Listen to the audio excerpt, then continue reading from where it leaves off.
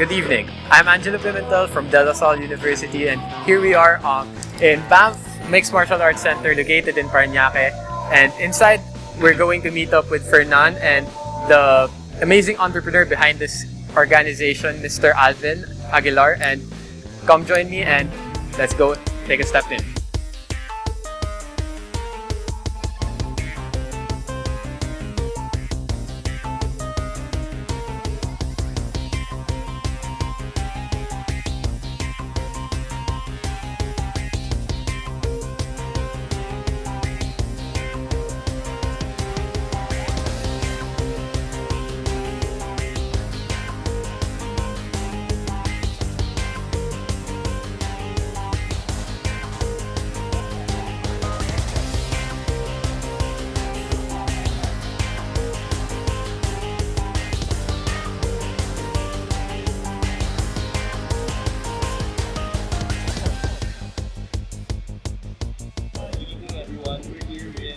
Sir Alvin Aguilar. He's the president and founder of URCC, president and founder of Deftac Philippines, and president of the Wrestling Association of the Philippines.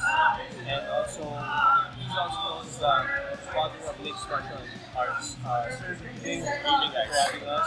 Thank you for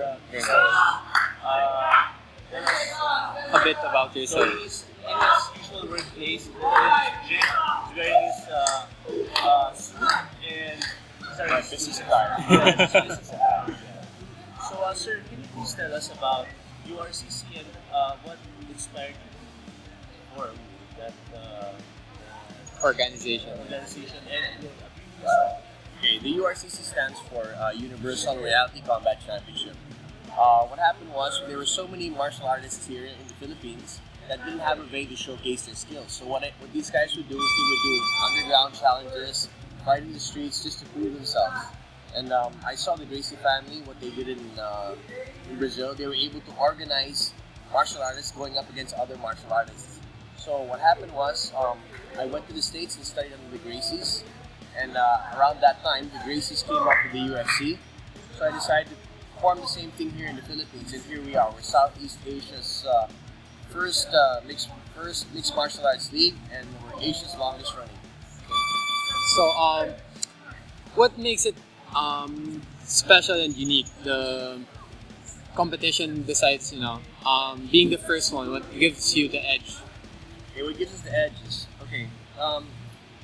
if you notice all these other promotions, they watched the UFC and they said, hey, let's try to do that, okay? And they're just a bunch of businessmen. Here in the URCC, it's all run by martial artists. We all train, this is our life. We all train, we all fight, we all compete. So, we know the terrain, we know the industry, and we're first and foremost martial artists first. And another thing that makes it unique and above ground over everybody else is we make sure we get only the best and most exciting fights. We don't have any fighters that are babied. We don't favor any fighters. We make sure everybody really has to work for it. So if you watch the URCC fights, it's always to the finish. It's not a bunch of spoiled kids who just go around, run around for decisions. Everybody goes for the finish. Oh, okay. So you're pretty much hands-on in your job. How does that suit you? I mean, it's not really you don't feel like it's work because you're doing what you love. Am I right? Yes. If you're doing something you love, and you're able to generate decent income, it's like you're never working a day in your life.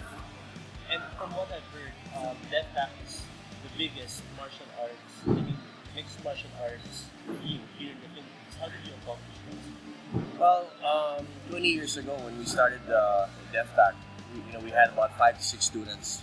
Our goal was just to become the best. We didn't care about politics. All we cared about was training. When you win, we achieve, and we party a little bit, and we go back to training. From there, this philosophy just kept spreading. Now we have gyms all the way from Luzon, all the way to Mindanao. We're actually already starting in Malaysia and Singapore as well. We're also Asia's largest jiu-jitsu community. That's very good to hear, sir. So basically, you have hundreds, if not maybe thousands of students under your leadership. Yes. How does it feel? How do you feel Handle such a big such a big community?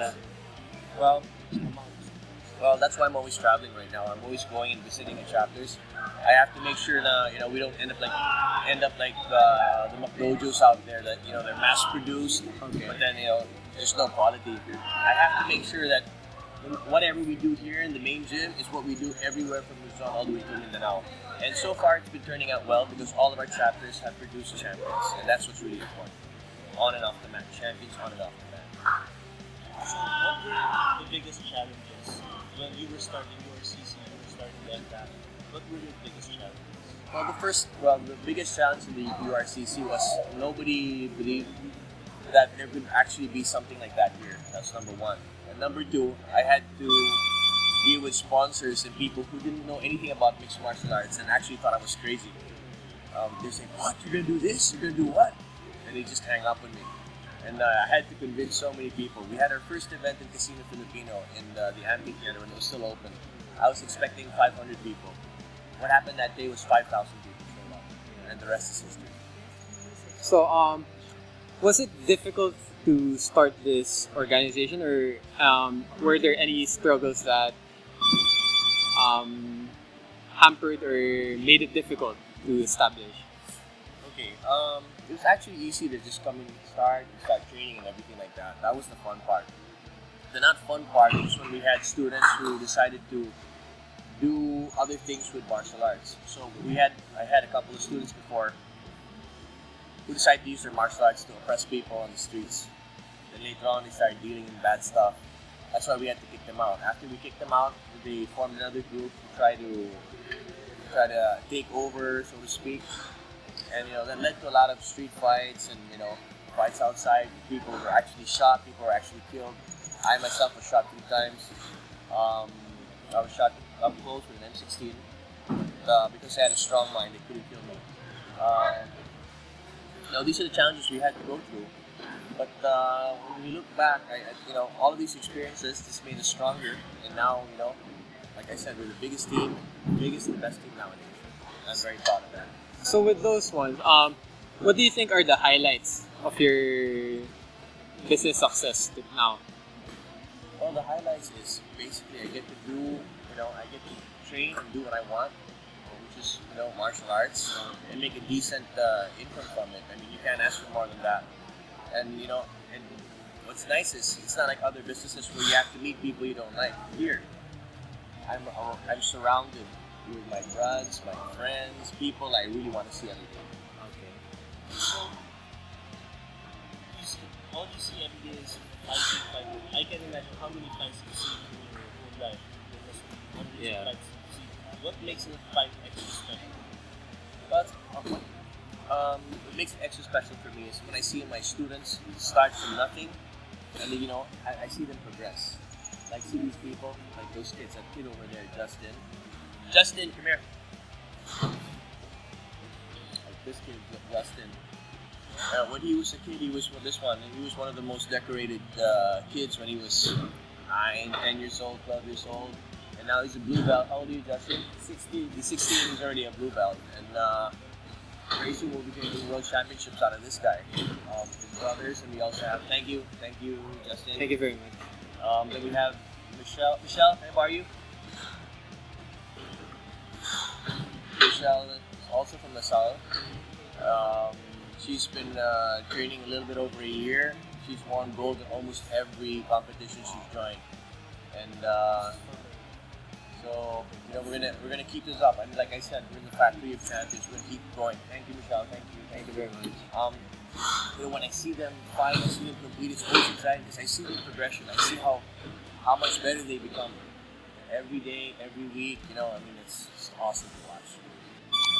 So, what would be your advice to people who would be wanting to, future entrepreneurs? Like we will be graduating into this year. Do you have any advice for us, future members of society? Yeah.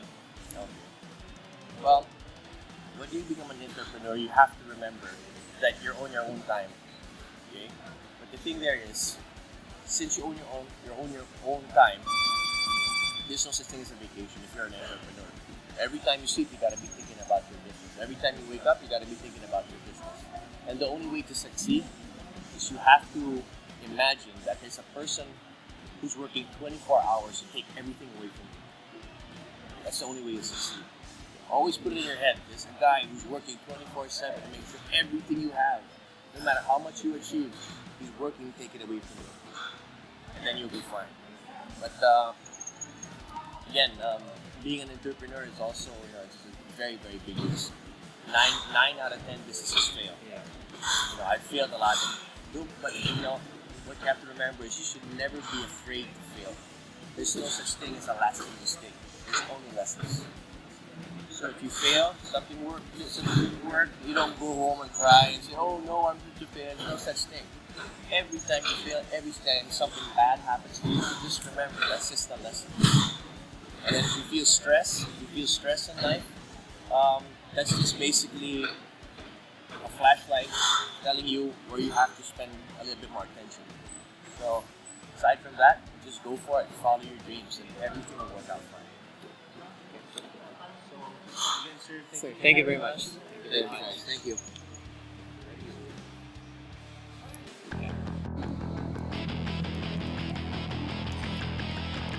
So, that was a very insightful experience, not only for me, but for our group. And we are here, we're here able to actually get to talk to Mr. Aguilar and the man behind the MMA fighting community here in the Philippines. And thank you for watching. And if you find yourself willing to try MMA, you know where to go.